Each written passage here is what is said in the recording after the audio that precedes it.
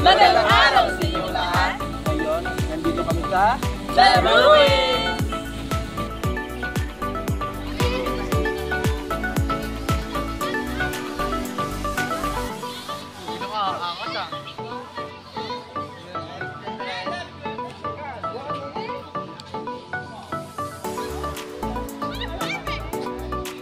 Welcome sa Babuin! Kung mas kilala din, Taj Mahal ng Negros.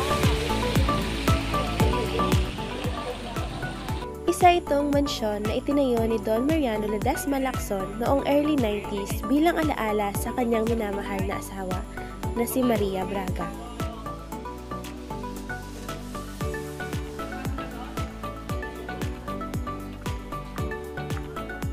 Ngunit noong World War II, tinunong ito ng mga gerelya upang di magamit ng mga Hapon.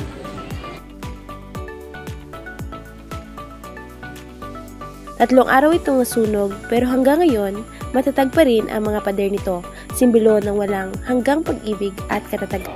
Sa ngayon, isa na ito kilalang tourist spot for photoshoot, events, at syempre sa mga gustong balikan ang nakaraan ng Negros.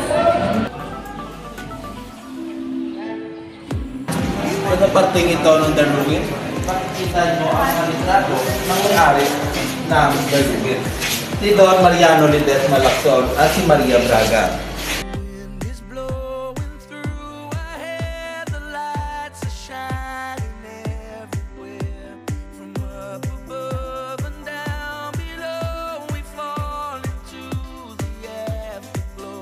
Sa unang tanaw, para lang itong lumang mansyon.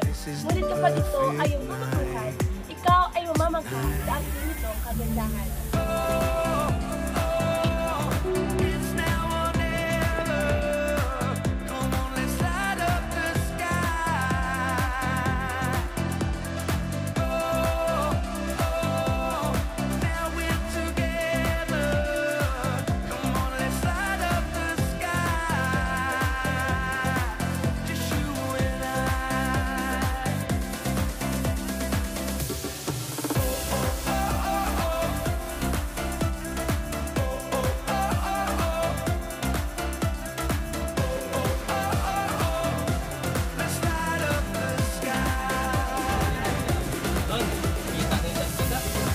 Ang museo ay tinatag upang panatili ang kasaysayan at kultura ng Negrense.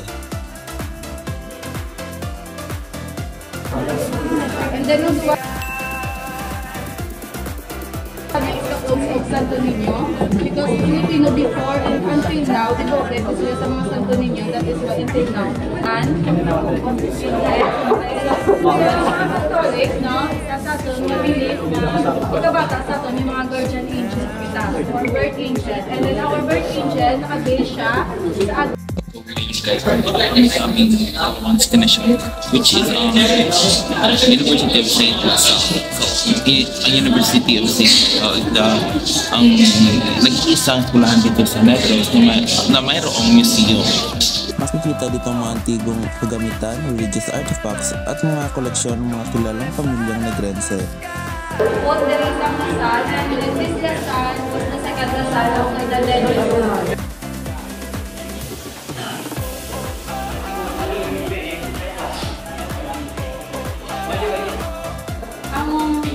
Famous na members ng royal family niya may hapon before it will be but nag-start din siya sa Russia.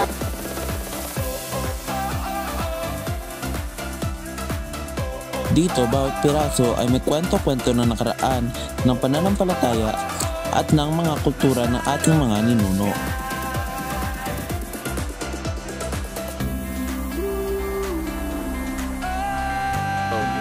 Welcome to our third destination, the Negros Forest Valley.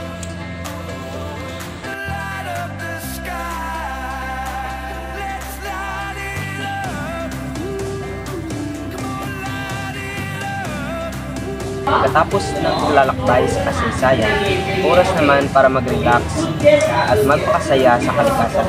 Welcome sa Forest Park ng Bacolod.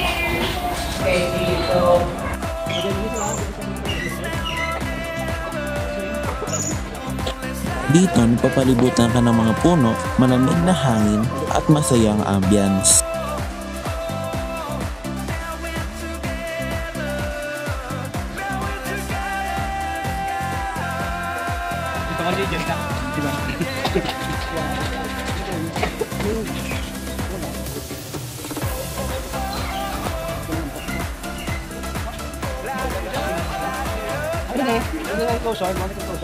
Kung ikaw naman ay mahilig sa wildlife at conservation, maaaring makitayan ang Negros Forest Park.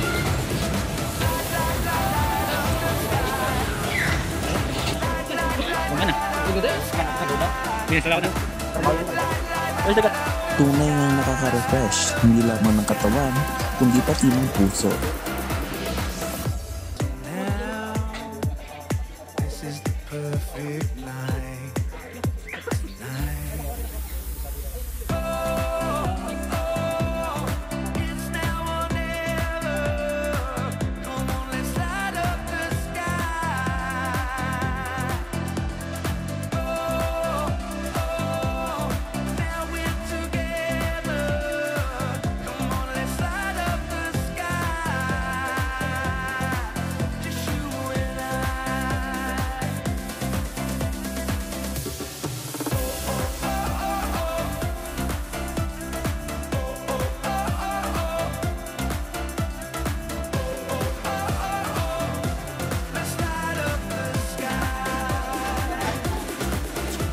So guys, we're here in Bongbong now. Hindi ba naman takada?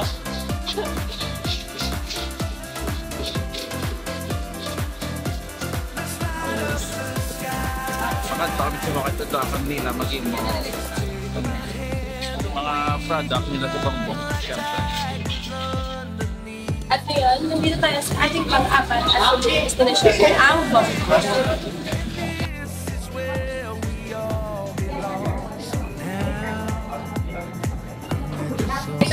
Officer here at Bongbong. So on behalf of the Bongbongs, welcome. Welcome and to the most trusted Pasalubong. So saan ba nagmula yung Bongbongs? Ang Bongbongs ay nagmula from scratch to riches way back in 1981, which is Sir Bong ay masukang bilang isang helper sa Police Bakery dito rin sa may downtown sa Bacolod. But suddenly, yung Police Bakery ay hindi pumatong at nagsara. So si Sir Bong ay nakatanggap ng 1,600 na separation fee. So sa 1,600 separation fee, kumuha siya ng 80 pesos para gawing capital sa kanilang first product, which is the Piyaya, way back in 1984. From the 80 pesos, nakagawa sila ng 120 pieces at ibinenta nila ito na 60 centavos per pieces. So ano ang role ng 7-Up? Ang 7-Up ay ginawa nilang rolling pin to flatten the Piyaya. So before, meron talagang Piyaya, pagilog siya, makatulad ng kopya. So they innovate to ginawa nilang flat para mas mabilis yung pagluto ng Piyaya. So after 2 years, sila ay gumawa ng another product, which is the Berkelius. So itong dalawang product or the signature products of Bongbongs, which is the Piyaya and the Berkelius. So here are the production process flow from 2004 to 2012 kung paano gumawa ng Piyaya. So previously, ito pagawa nila ay mano-mano. Gumagamit sila ng rolling pin to flatten the Piyaya.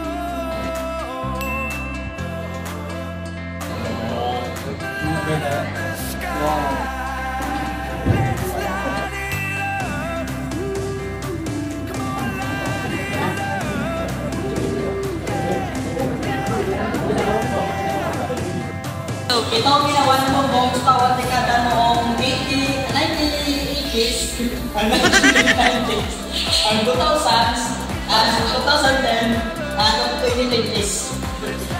Ito sila ako.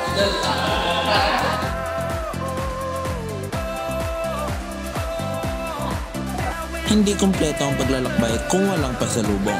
Dito sa Bacolod, sikat ang Bongbong's Piyaya at Berkelius. Isa rin sa pinakakilalang pasalubong centers dito sa buong Negros. Dito ay tinuruan kami ng mano-manong paggawa ng piyaya, gumamit kami ng rolling pin at hindi flattening machine.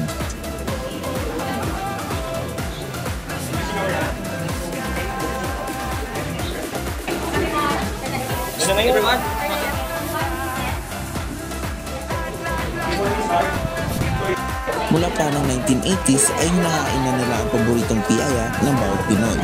Manipis, matamis at puno ng lasa ng asukal ng mascobado.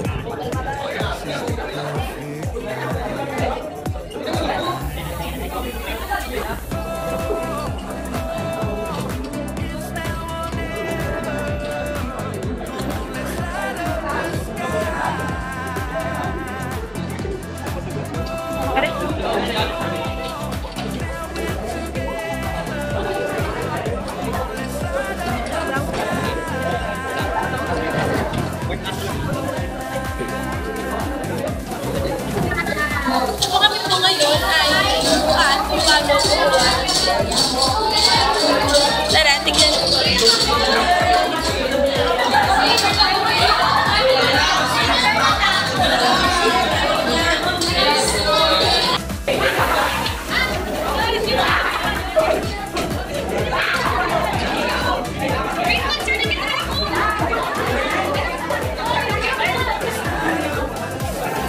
Ano masasabi mo sa iyong ginawa? Ano yan? Lumpia wrapper? Lumpia wrapper.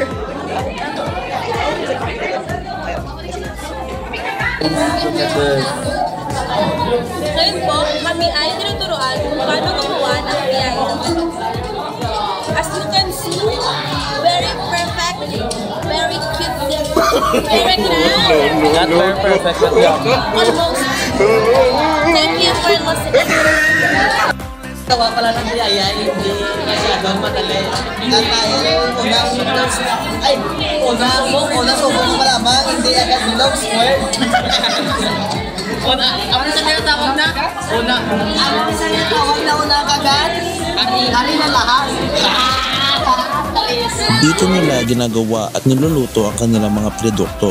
Pagpasok mo pa lang ay maaamoy mo na ang masarap, malinamnam at mabango nilang mga palaman.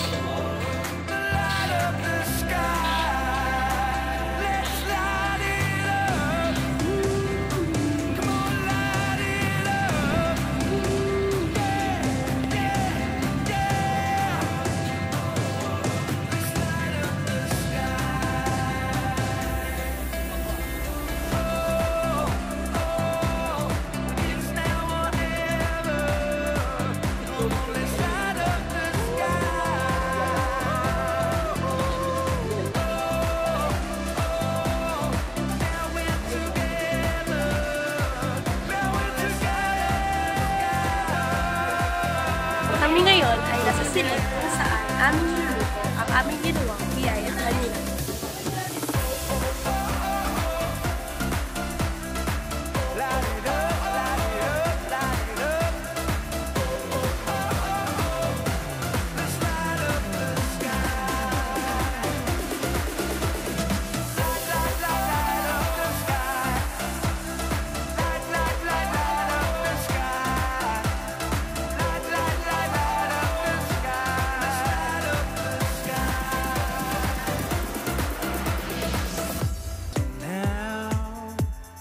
This is the perfect night tonight. It's now or never. Come on, let's light up the sky. Sa paglalakbay namin dito sa Bacolod ay natutunan namin na ang bawat lugar ay may kanya-kanyang kwento ng pag-ibig, kultura, kasaysayan, kalikasan at tamis ng buhay. At dito nagtatapos ang aming paglalakbay. Sana naman ay nabigyan kayo namin ng ideya na kung saan ang mga lugar na magandang puntahan dito sa Bacolod. Maraming salamat at paalam!